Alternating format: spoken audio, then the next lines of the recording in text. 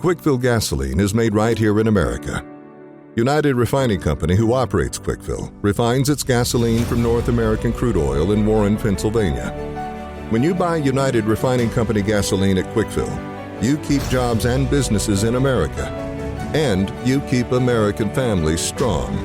You don't need to send your money overseas when you buy gasoline. Buy American-made gasoline at Quickfill. Quickfill, driving America. From baggage claim to pajamas in 10 minutes. Erie International Airport. Fly with ERI.com. Fly Erie International Airport to Charlotte on American Airlines, your nonstop gateway to the world. Also, we have Breeze Airways flying nonstop to Orlando and Tampa, Florida. A great low-cost carrier providing excellent service to the regional community. Fly Erie International for your travel needs. Fly with ERI.com. Welcome to TalkErie.com's Joel Natale Show, Erie, Pennsylvania's daily podcast. Every day, we tackle the biggest issues that the Erie, PA region faces. Stay informed and involved as we advance the narrative of Erie. Now, here's Joel Natale. On a fun Friday, we are going to wax nostalgic with Judge Dan Brabender. He is the sitting expert on Erie High School sports over the years.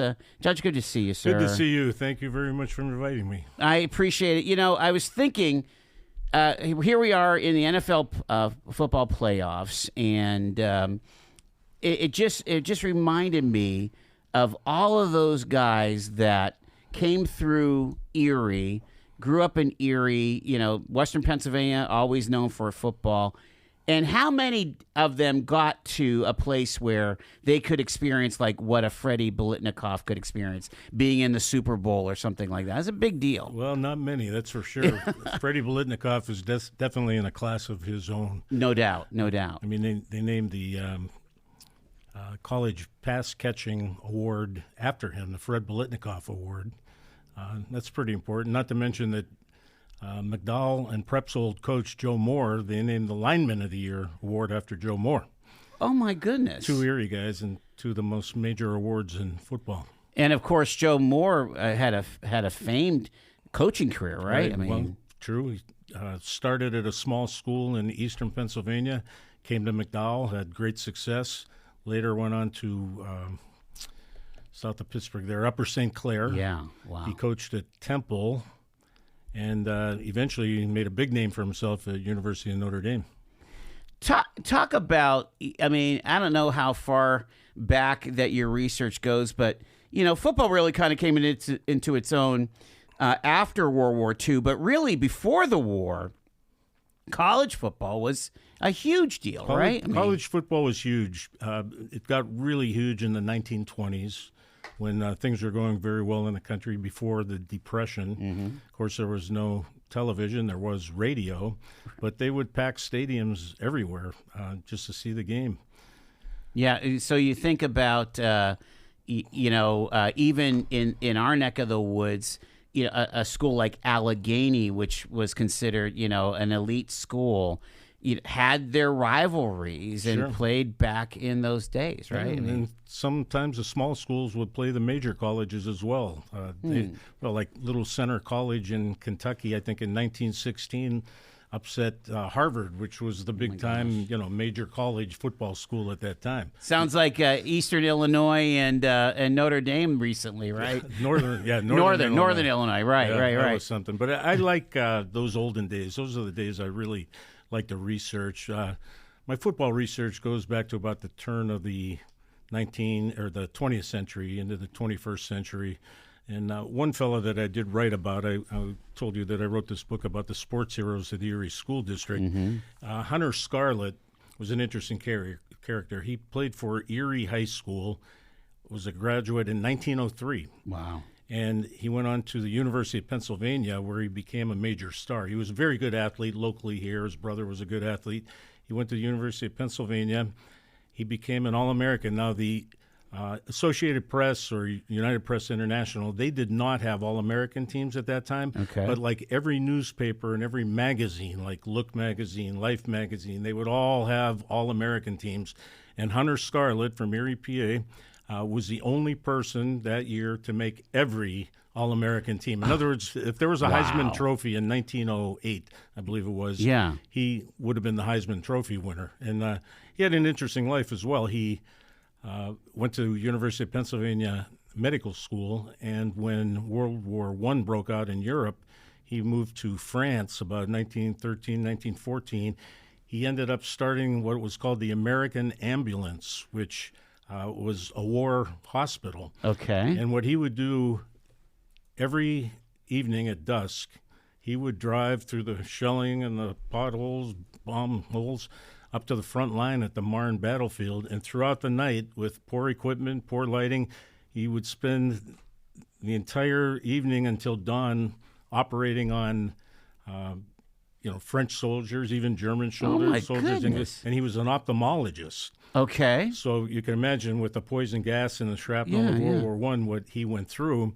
And he wrote a letter to his parents one time just explaining how he had to take the eyeballs out of 4 living soldiers earlier that morning. Oh, my gosh. But when the war was over, he did get a very high honor from the French government, not something that they hand out like candy, but it went to, it has a French name, so I can't remember exactly what it is, but it was an honor, a Medal of Honor that went to non-Frenchmen who did brave and courageous things for the French in World War I. Wow. And just a regular guy from Erie, PA. Unreal. So was he a doctor after all that then? Ophthalmologist. Ophthalmologist after the war. Yeah. Wow. Did he come back to Erie? No, he ended up in Philadelphia. And okay. Ended up dying in the 1920s, I believe. Maybe. That escapes me right now. Yeah. He didn't live an extra long life. I know okay. that. But he ended up dying in a soldiers and sailors home in Philadelphia. That's unreal. Again, there's a name that we've never heard of, really, Hunter Scarlett. Yeah, he is in the local Erie Sports Hall of Fame now. Okay. Yeah. Okay. The talk about when did it get on the radar of professional football around here? Around here? Well, I mean, as far as guys that maybe could make a living as football players. Well, I don't think anybody really made a living at it until until about the 1970s, probably. Seriously, yeah. Right. I mean, you hear those stories. Terry Pluto from the Cleveland Plain Dealer wrote a great book about the 1964 Cleveland Browns that won the NFL championship, and he talked about all the different players, and in the off season they would paint houses, and another guy was an insurance salesman, and that's what they had to do to get by. I mean, this is the era of Jim Brown, right? Correct. Yeah. Well, even he left pro football to get into the movies. Yeah, to be an actor, right? Yeah. Oh my goodness. He said he could. I think Paul Brown, who was the owner of the Browns at the time, I think wanted him to take a pay cut, maybe work for the same. He was only 29 when he retired. He was at the top of his career, but he said, the heck with this. I can make a lot more money in the movies if that's the issue. Yeah. What was it, The Dirty Dozen? Or Dirty Dozen was the first one. Yeah, that was a great movie. Yeah. Yeah, he was in another one with Raquel Welch too. I remember that, but can't remember the name of it. I remember her though. Right, of course. But they started entering into the pros at some point? No, actually, even before that, in the 1920s, there was a fellow from East High, Tommy Dollar, just from a regular Erie family. He was a great athlete. He played at Colgate in college and played with a team called the Brooklyn Dodgers in the 1920s. Football team called the Brooklyn Dodgers, right. Wow. And there was a number of guys like that. Ed Paskey from the mid-40s played for Academy. Sig Andrusting from East High from the 30s. Joe Kravonic, here's an example for you. Joe Kravonic played for Tech and University of South Carolina, and he was with a team, I think they were called the Miami Seahawks, professional team. They were in the old AFL, and he actually quit playing football and dedicated his life to the Boy Scouts of America. And that's how he spent his career. So football was pretty much an extracurricular activity, as they say. It's not even an extracurricular activity in college anymore. They're getting paid big bucks. That is really a perspective to remember, that again, it was maybe something that you did on the side, in supplement or of your regular career. That's amazing. I think the first NFL player that would be considered the NFL player, he actually played for the Buffalo All-Americans, was a fellow named Oscar Anderson, Aki, they used to call him, Ock Anderson. He graduated, I think, about 1914 from Erie High School, and he was a great player, a quarterback, just a high-scoring, great ball carrier, and he was All-American at Colgate as well. And did Erie High and did the suburbs have football teams pretty early on? Well, when Erie High, and we're talking about Academy, right? Well, no, we're talking about Erie, which was at 10th and Sassafras Street, which the old Tech later became Central. Right. In the 1920s, say from 1920 to 1929. Then in 1930, the entire student body and faculty moved out to the brand new school of Strong Vincent. So their colors were red and black ever since the original Erie High to Old Central High, and then Strong Vincent stayed red and black.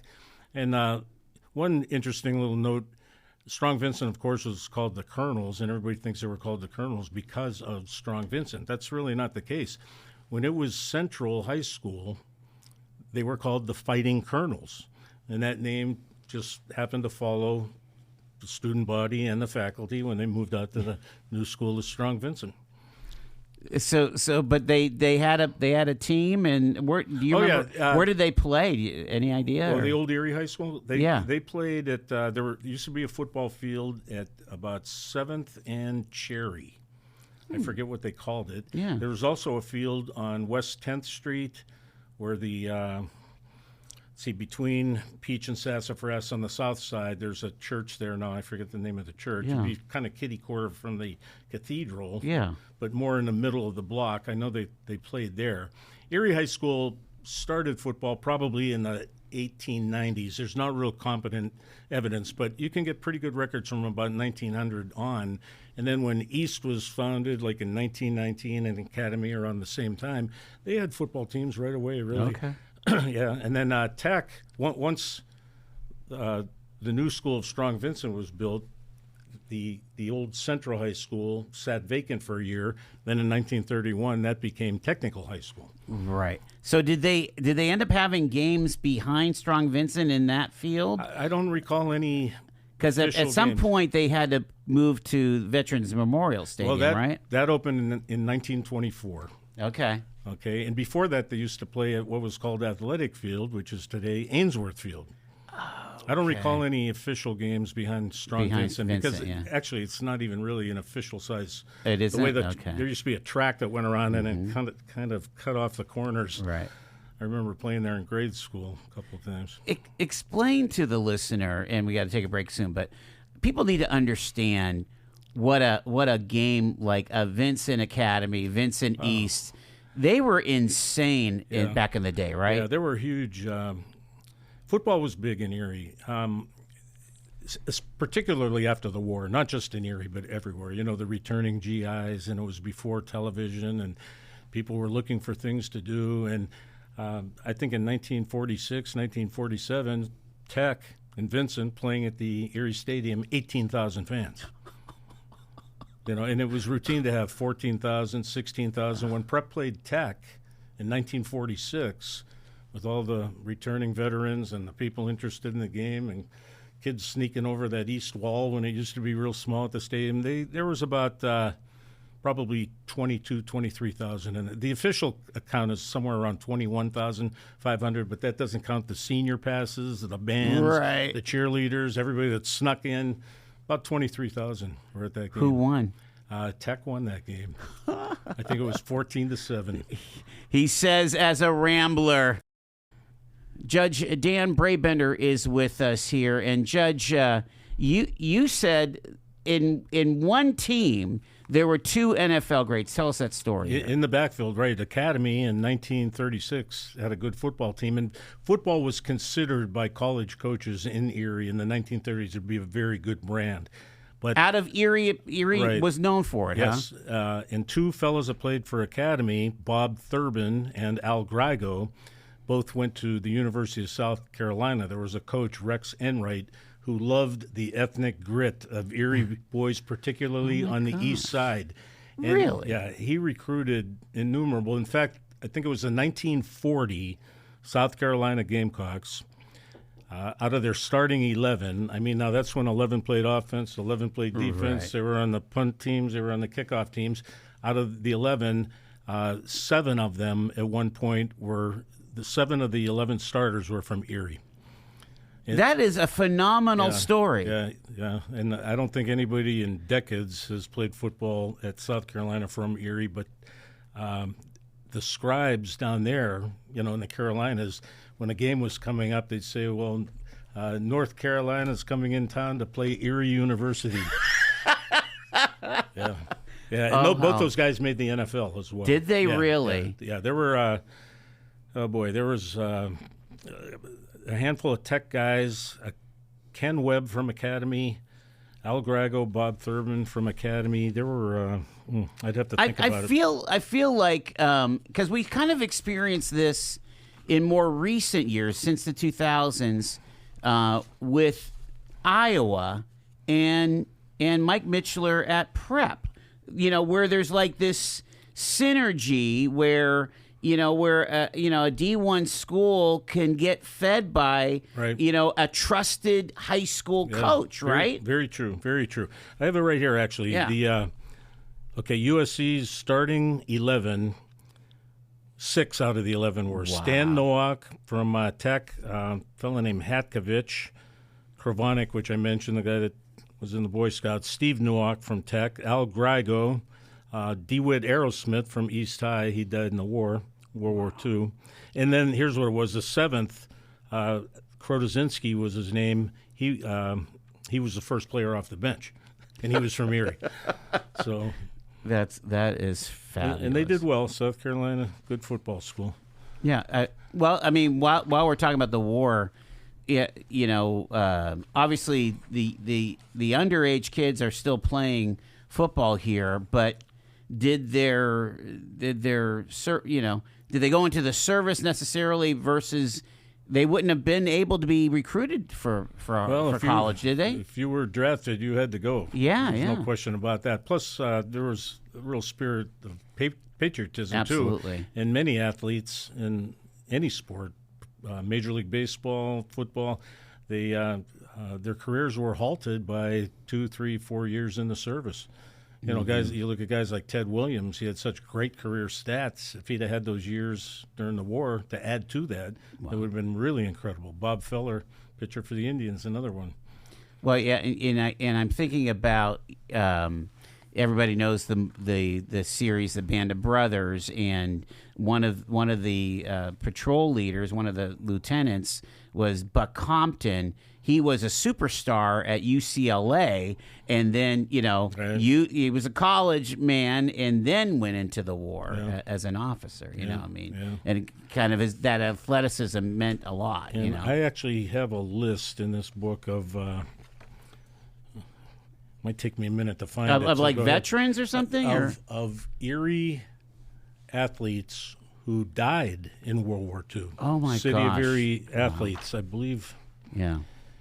Go ahead. We're talking a lot about city, but what about county? Again, you had a lot more high schools back then. I'm thinking about, you didn't have an Iroquois. You had Lawrence Park and Wesleyville, Correct, right? exactly. And they all had teams? Yeah, I mean, more than just them. I mean, like Cranesville had a high school. Springboro had a high school. Right. I believe that's in Crawford County. But Yeah. there were a lot smaller schools, and they were smaller. Their squads were smaller as well. So it was very like schools like Academy and East were considered huge major schools. Really, yeah. And, it'd be tough for a team from Albion to play East or Academy. Now, Prep was smaller at the time, too. So now and then they would schedule a Northeast or Albion, in the 1920s and 1930s, schools like that. What about like McDowell? When was McDowell established versus like Mill Creek High? Yeah. Mill Creek High started football in 1928. Okay. And originally they were known as West Mill Creek High. Mm-hmm. That area really is in West Mill Creek, where it was way out on West Ridge Road. In 1954, it became McDowell High School. Gotcha. And they were in the county league until, I believe, the late 40s, and then they got a little bit too big for those smaller schools. Like Waterford had a team before, or Edinburgh had a team. The Edinburgh Turtles, they were called. Is that right? Yeah. Oh my gosh. And they were a little bit too small to play the city schools, but too big to play the county schools. But then they started playing. They were considered a Class A team.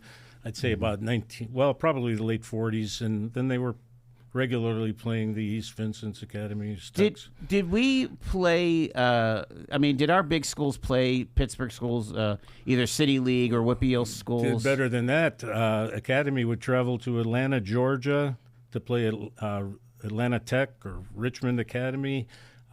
They traveled to Louisville, Saginaw, Michigan. East High played would play down in Steubenville. They played in Ashland, Kentucky. In fact, Ashland, Kentucky was the national champs by popular acclaim for a couple of years. East went down there by train.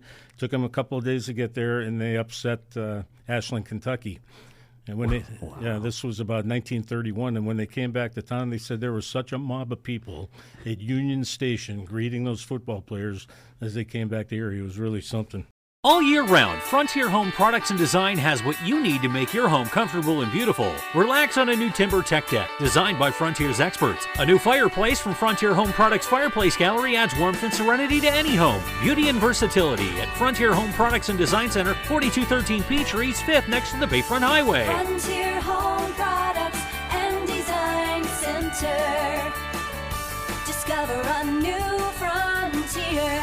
PA contractor number PA039007. Get paid to drive. Start a new career behind the wheel at the EMTA. If you are looking for a high-paying and rewarding career with full benefits and paid training, stop by or apply online today with the EMTA. Plus, EMTA riders can now enjoy free Wi-Fi on new, clean, and environmentally friendly buses to travel all over Erie County. Visit ridethee.com for more information. Get on board EMTA. Get on board EMTA. Get on board.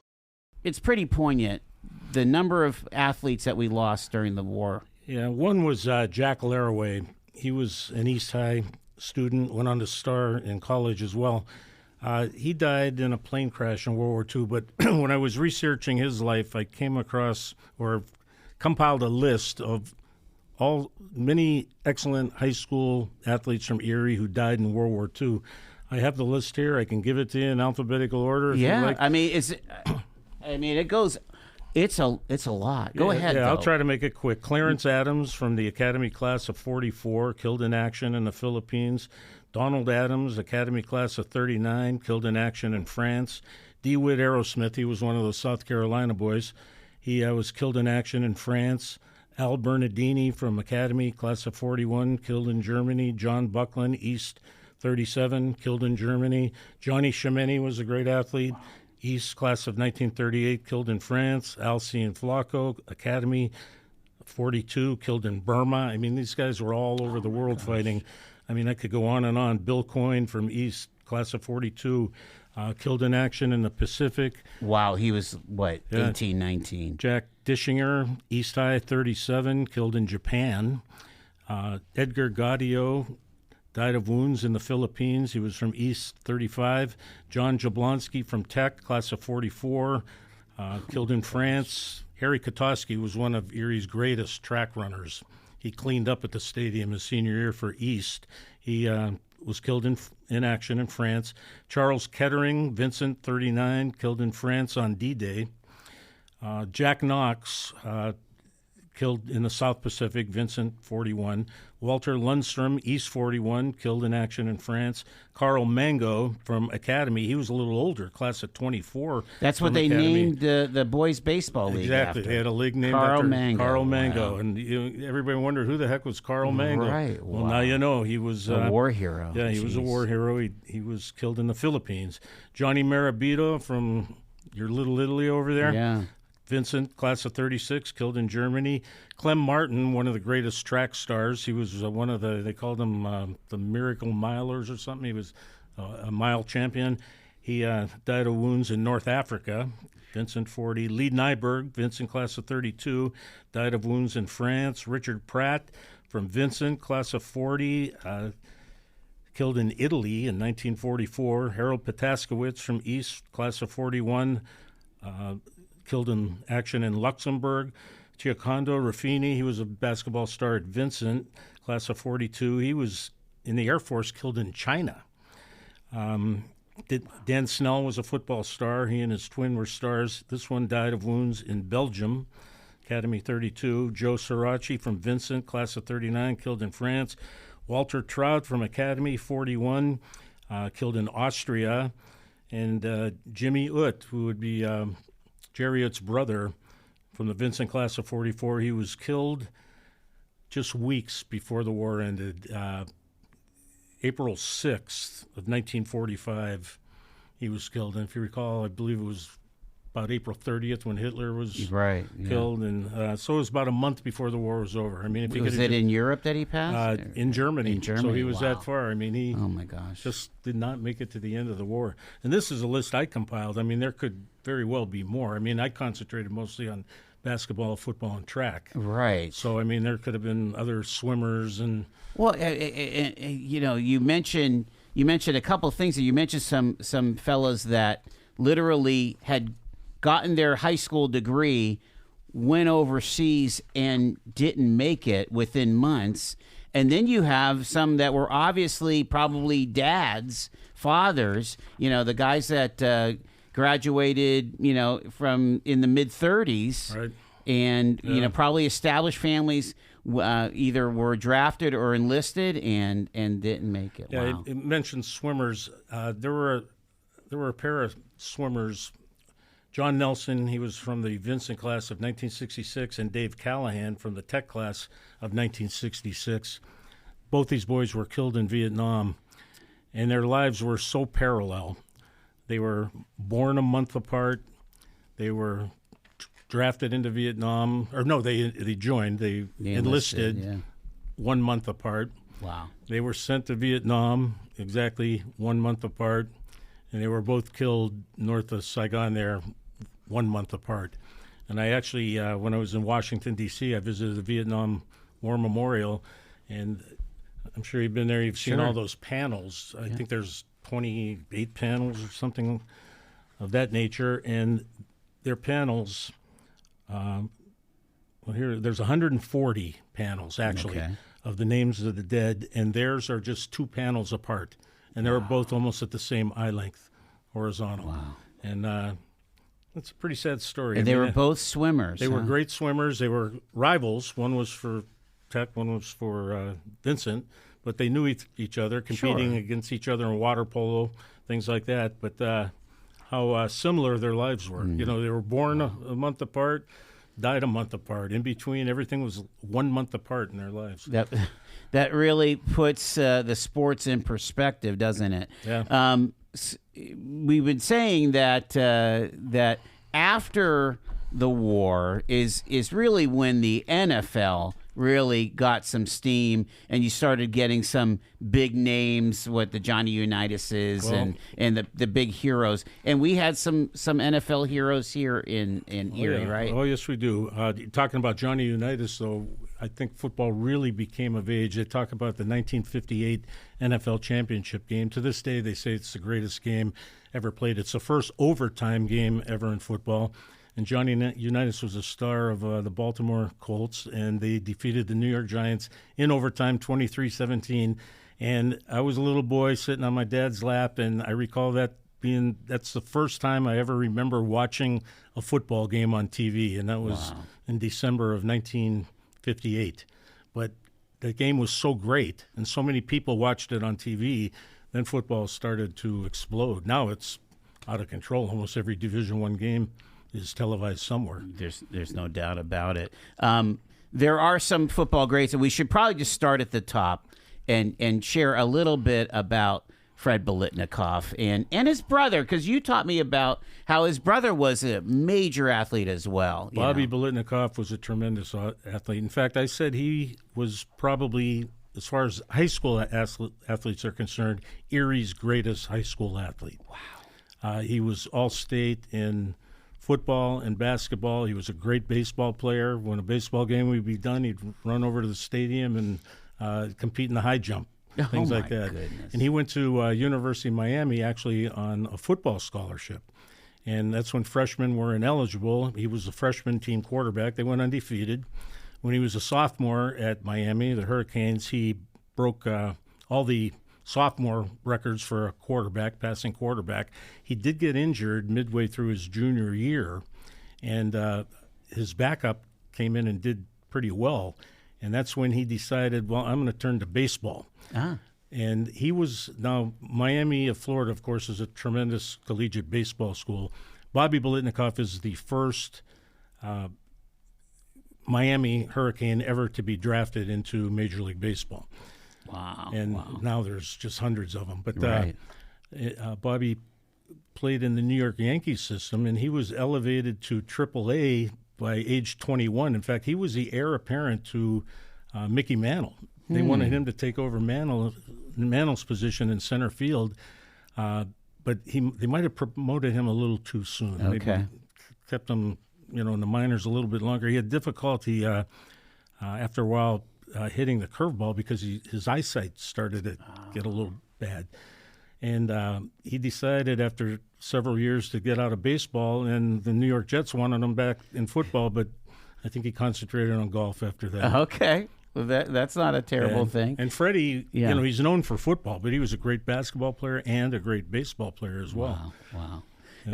I'm very encouraged and gratified how Erie has really given Fred his due, because he deserves all those accolades, And, there was such a misconception about Fred Biletnikoff because he made that statement after he was named the MVP that he said he hopes Erie falls into the lake. Let me tell you, I know Freddie. I've talked to him several times. He loves Erie, PA. If you ever 100%. Sat around and talked to him over a beer or a glass of wine, he talks about the boys' club in the Lower East Side, and he talks about this Erie kid and that Erie kid. He will go on and on and on. He loves Erie, PA. I guarantee you that. For sure. Tell us a little bit about his journey again. Well, Freddie, of course, played for Tech. He wasn't just a football star. He got the award for being the #1 basketball player in the City Series when he was a senior for Tech. They had a great team as well. Yeah. And, of course, he played baseball. And he went to Florida State. And they had a good quarterback when he played at Florida State. That's Tallahassee? Yes. Okay, yeah. And Steve Tensey was a quarterback. And he used to love to throw to Biletnikoff, and he led the nation in catches, and of course, then he only played one side, right? He didn't play as a safety, or anything. No. By that time, it was two platoon football. Yeah, and of course at Tech he did, of course, right. In high school he played everywhere all the time. Yeah, but he opted to go into the AFL. Okay, with the Oakland Raiders rather than accept an offer, and at the time, the NFL wanted to keep its reputation as being the league. But now, the AFL started signing guys like Freddie Biletnikoff and Joe Namath, and sooner or later they had to have the Super Bowl between the two leagues. Yep. 1967 was the first Super Bowl. Super Bowl III, it was an American Football League team that won it, Joe Namath and the New York Jets. And after that, eventually they combined to become the sole NFL. How is when it comes to the Raiders now, the Vegas Raiders? Is Fred still revered in that system? I'm sure he is. Yeah, in football generally, he is. Yeah. They still talk about him. If you watch a game, his name will come up. Absolutely. Or somebody's is a potential winner of the Blitnikoff Award. Right. Yeah. Let's talk about some of the other big NFL stars, and we were mentioning off air Art Baker. Art yes. Baker, yeah. I'll tell you, Art Baker was a tough guy. Football and wrestling were his sports. In fact, he's the only athlete to this day to be in college on a national championship in a team sport, football. They were national champions, Syracuse in 1959, and he was also the national NCAA winner in wrestling. Oh, he was my goodness. the champion, and he's the only one to have that distinction of being a team national winner and an individual national winner to this day. So he was an Orangeman in '59. Yeah, he played for Academy, and there were a lot of Baker brothers. Okay. Willie Baker, Charlie Baker, they were all great athletes for Academy. Where did Art play NFL then after? He played with the Buffalo Bills. He had a nice little career, but then there was a AFL NFL war to get a running back named Cookie Gilchrist. I don't know if you remember that name. No. And they paid this guy a lot of money, and he was very good for the Buffalo Bills. Yeah. But he sort of took over that fullback position. Okay. And kind of led to Baker easing himself out of pro football. That makes sense that a wrestler could be a legitimate fullback and being able to to open those holes for the halfback. Well, in the halfback, Ernie Davis was the great the number one draft choice in the NFL. Unfortunately, he died of leukemia. But the coach at Syracuse says, "Hey, Ernie Davis is great. Art Baker's the one that makes this team go." Wow. Wow. Yeah. How about some other modern greats? Can't forget my alma mater, guys like Mike McCoy, 11-year career. He was great for Green Bay Packers.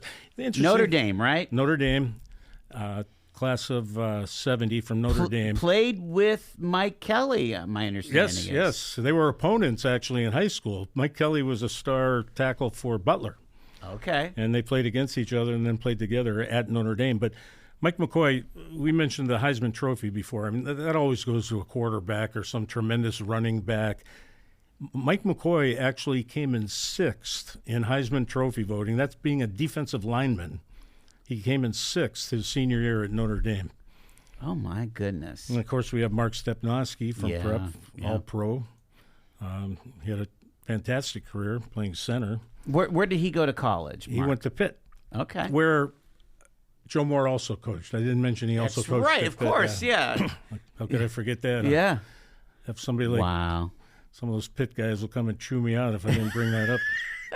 So Stepnoski, where did he play again? I forgot. At Pitt. In he was, NFL.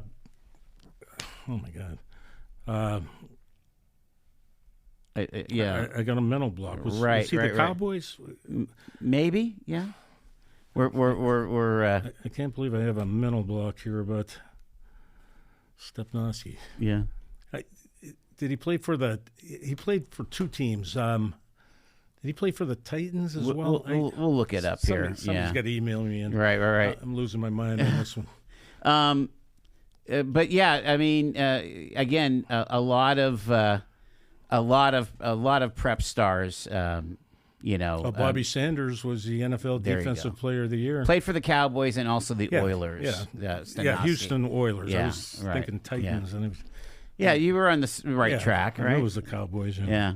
But with Bob Sanders, now that was quite a player there. An MVP. I remember watching him when he was in 10th grade, playing for Prep. And they really didn't have him starting much on offense, and he played some defense. And I'm watching this little guy. You know how some of those professional players, when a guy's going down, then that defensive back comes in and just levels a guy. Right. And he was doing that in 10th grade. And I'm looking at this kid. I'm saying, man, this kid is good. You got to have him out there all the time, offense and defense. Wow. And by the next year, he was, of course. He was a great high school player. He was a great collegiate player at Iowa, and a great professional athlete too, and a good person. Well, and that I think his coach was Tony Dungy, right, at the Indianapolis Colts. Right. Yeah, right. I mean that had to be an incredible experience, And Mike Mishler, of course. Of course, yeah, absolutely. Couple more. We just have a few more minutes with Judge Dan Brabender. I'm trying to think of who do we have? Well, there's some younger right guys from your school, Mercier's Prep. Eric Hicks and Jovan Johnson played a year with the Steelers. That's right, yeah. Hicks had a long career with Kansas City. And, of course, James Connors. Can't forget him. Boy. Wow. Man, you watch him, he looks like Jimmy Brown carrying the ball, you know. Really tough nose. I don't know why Pittsburgh got rid of him. Harris is a good running back, but I'll tell you, James Conner is a good one. Plus, he's from Erie. We want the Erie game. we do, yeah. Clifton Crosby's another one from East High. Great athlete. Played at Maryland. Played with the Colts. Yeah. Cliff Crosby, East High School. Oh, here's a good one, too. Bernie Flowers from Tech played for Purdue. That was a pipeline, too. There was a famous coach from Erie, a great Erie athlete called Stu Holcomb was his name. And he ended up becoming the head football coach at Muskingum, a couple of small schools. Then he went to Miami of Ohio, which was considered the cradle of coaches.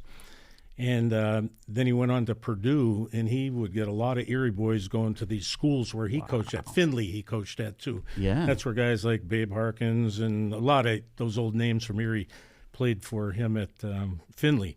But Bernie Flowers, Kwiatkowski, is the last name, one of, I think, 16 kids that grew up on the tracks up there on 19th Street. Wow. He was a great receiver, All-American for Purdue.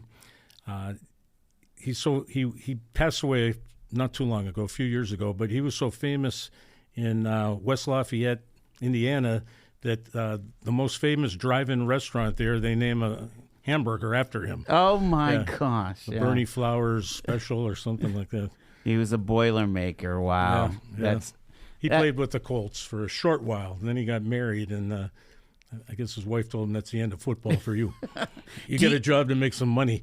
Do you think we still have that reputation of hatching stars in sports around here?